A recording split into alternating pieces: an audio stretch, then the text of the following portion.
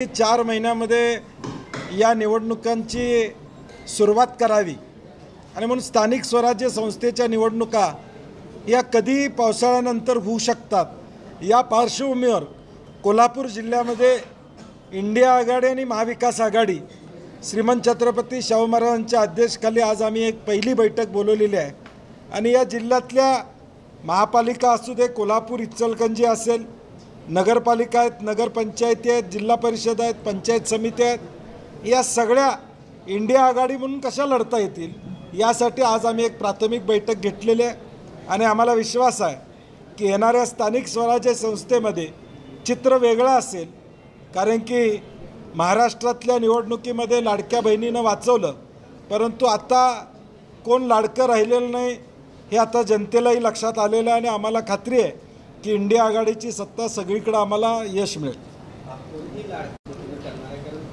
Booth लेवलचं planning प्रत्येक पक्षानं केलेलं आहे, म्हणजे काँग्रेस असेल, शिवसेना असेल, राष्ट्रवादी असेल किंवा आमचे घटक पक्ष असतील, प्रत्येकाची ताकद निश्चितपणे सगळ्या ठिकाणी आहे आणि म्हणून ही एकत्रित ताकद जी लोकसभेच्या वेळी आम्ही एकत्रितपणे केली, संघटित केली, तीच ताकद उद्याच्या स्थानिक स्वराज्य संस्थेमध्ये लोकांच्यापर्यंत पोचण्याचा प्रयत्न करू। अनेक सहकारी आहेत जे अनेक विषयावर आमच्याबरोबर येऊ इच्छितात, त्यांना आम्ही बरोबर घेऊ आणि या 4.5 वर्षामध्ये महापालिकेमध्ये प्रशासक राज्य आहे, महापालिकेची अवस्था आपण बघतोय, जिल्हा परिषदमध्ये लोकप्रतिनिधी नसल्यामुळं काय अवस्था आहे आपण बघतोय आणि गेल्या काही महिन्यामध्ये महायुतीचं आलेल्या सरकारनं 100 दिवसाचा रिपोर्ट कार्ड हा स्वतःची पाठ थुपटून घेतल्यासारखा आहे। हे सगळं आम्ही लोकांच्यापर्यंत घेऊन जाऊ।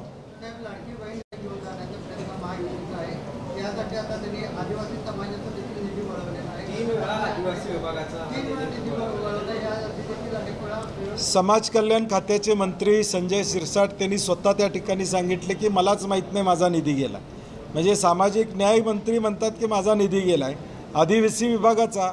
याचा अर्थ काय? या राज्याच्या अर्थकारणाची घडी विस्कटलेली आहे।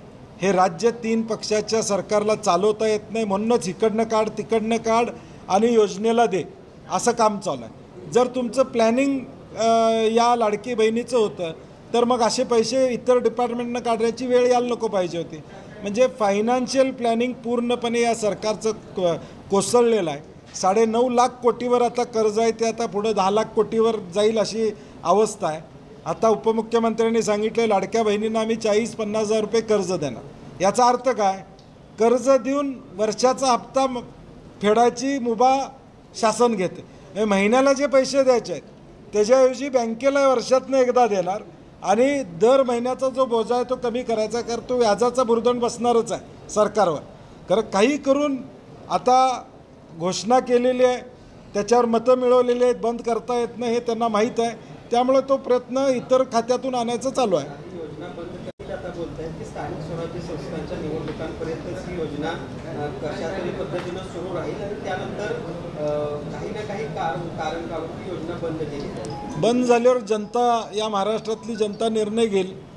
हे जर सत्य असेल तर उद्याच्या स्थानिक स्वराज्य संस्थेमध्ये देखील विचार करतील लोक की आम्हाला मतं घेऊन, आता विधानसभेला तेच झालं ना, विधानसभेच्या वेळी अटी शर्ती लावल्या नाहीत आणि आता मात्र सगळ्या अटी शर्ती करून मग तुम्हाला शेतकरी योजनेतले पैसे मिळतात ते तुम्हाला आधी माहीत नव्हतं का? मग आता तुम्ही त्याचं अनुदान का बंद केलेलं आहे? एक प्रकारची ऑलरेडी फसवणूक झालेलीच आहे। एक चर्चा सुरू आहे, तिकडे राष्ट्रवादी अजित पवार गट आणि शरद पवार गट एकत्र येतील अशी देखील एक चर्चा गेल्या काही दिवसापूर्वी सुरू झाली। अशा स्थितीमध्ये सगळ्या पक्षांना बांधून ठेवण्याचं काम काँग्रेसकडून करावं लागत आहे।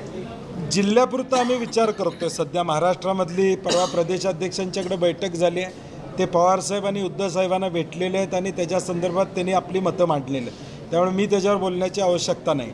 परंतु जिल्हा म्हणून आम्ही विचार केला तर जिल्ह्यामध्ये आम्हाला महाविकास आघाडी, इंडिया आघाडी करणं अशक्य आहे असं मला वाटत नाही। 90-95 ठिकाणी आमची आघाडी होऊ शकेल असं वातावरण आहे। जिल्ह्यामध्ये चित्र असेल असं वाटतंय स्थानिक स्वराज्य संस्था निवडणूक ज्या पद्धतीनं 10 आमदार महायुतीचे त्यानंतर ही निवडणूक येते, त्यामुळं इंडिया आघाडीसाठी काय परिस्थिती नाही? आता आपण बघितलं असेल काल आदरणीय महाराजांच्या आदेशाखाली आम्ही कलेक्टरना भेटलो त्यानंतर पंचनामे चालू झाले. मग लोकप्रतिनिधी काय करतायत? 10 आमदारांनी कधी कलेक्टरना गेले 10 दिवस पाऊस पडला आहे, अवकाळी पाऊस पडला आहे, आमदार जाऊन भेटले का? किंवा खासदार कुठले जाऊन भेटले का की पंचनामे करा म्हणून? आम्ही सुरुवात केली. आम्ही त्या ठिकाणी खासदार साहेब आम्ही सगळे इंडिया आघाडी गेलो आणि विनंती केली.